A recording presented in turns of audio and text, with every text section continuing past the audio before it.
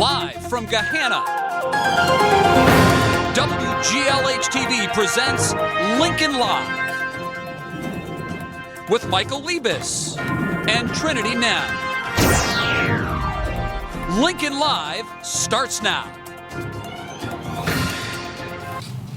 Good morning, Lincoln, and welcome back to another edition of Lincoln Live. I'm Michael Liebus. And I'm Trinity Nem. Your favorite anchor's back. That's right, and Trinity's here too.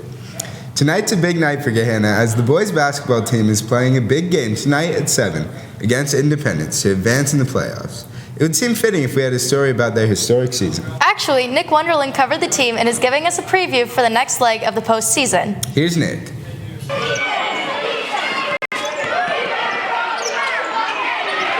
Earlier this year, we had a story introducing the boys basketball team, and that team went out and cruised through the regular season, going 20-1 and winning the OCC title. The team was led by a tough defense and a balanced offensive attack that was contributed to by everyone.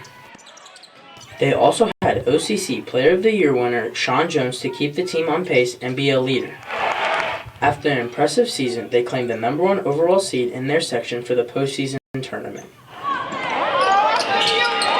The team all had the same mentality throughout the regular season that propelled them forward during their tough stretches. Stuff we did to come up to the point was just coming to practice every day and working hard, rebounding. Our main goal is defense. Defense wins championships, free throws, running plays, and executing plays. With being ranked as high as number 3 in the state, the outside world has set some high standards for the team. But what are their expectations? Take every team for granted. Work hard every day in practice and bring it in the tournament. Our best expectation is we try and go all the way. So I think one way to do that is to be focused and mentally prepared for each game, take no one for granted. And I think if we do that, we have a shot with anybody and we can compete with anybody. So that's it. The team is hoping for a deep run in the tournament to make history for the Gahanna Lincoln basketball program and hopefully win a state title.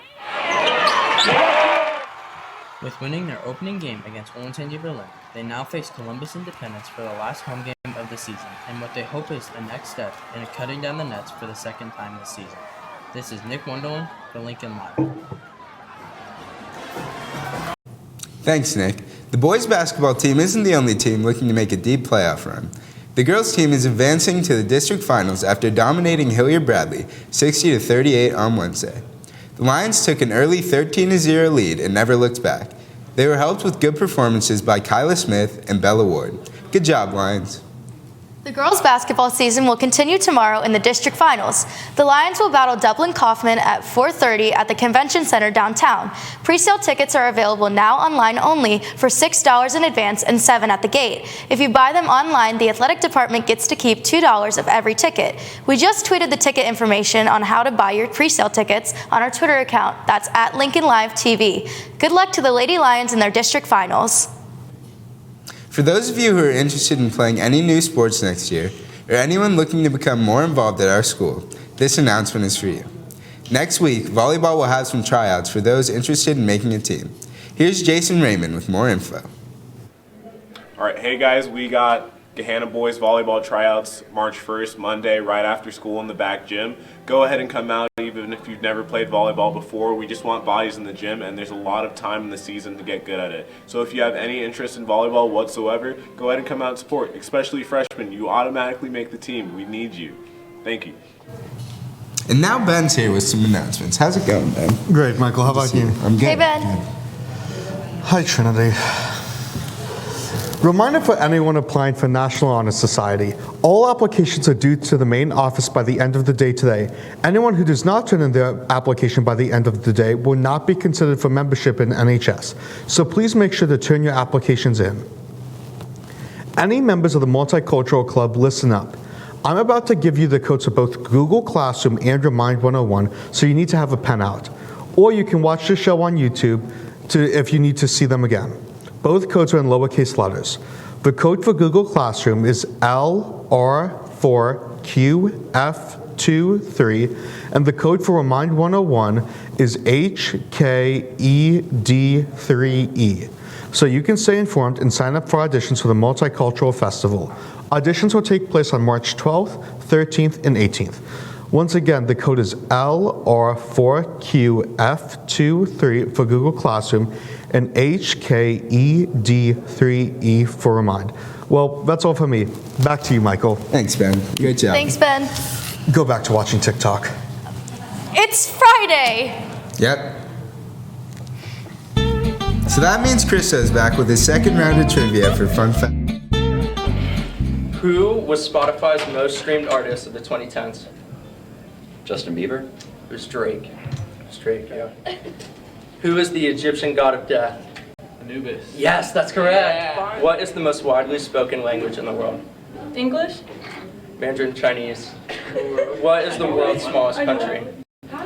Arab Emirates? That's actually, no, it's not that small. It's the Vatican City. Oh, yeah. Vatican City, yeah. So in which U.S. state can you find an exact replica of Stonehenge made entirely from cars? New Hampshire. It's Nebraska. What is the highest grossing movie of all time? Think recent. Star Wars. Avengers Endgame? That's correct. Yes. Yeah.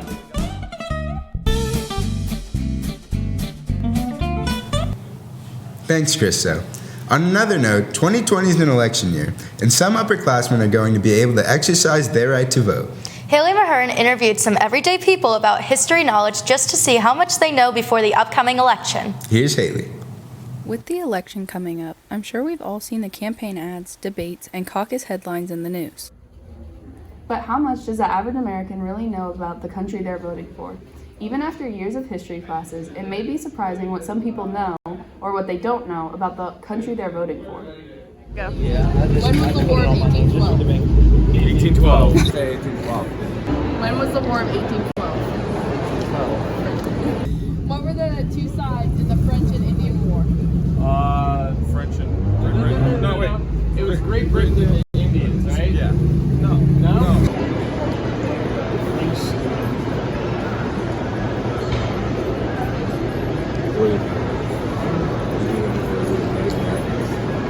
I don't think it was. Was it the Spanish? The French and the Spanish? Is that right? What were the two sides in the French and Indian War? It was the French. It was British. Who was it on the $10 bill?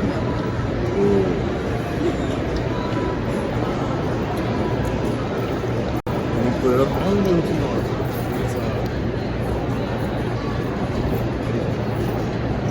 Alright, we're gonna say it's Benjamin Franklin.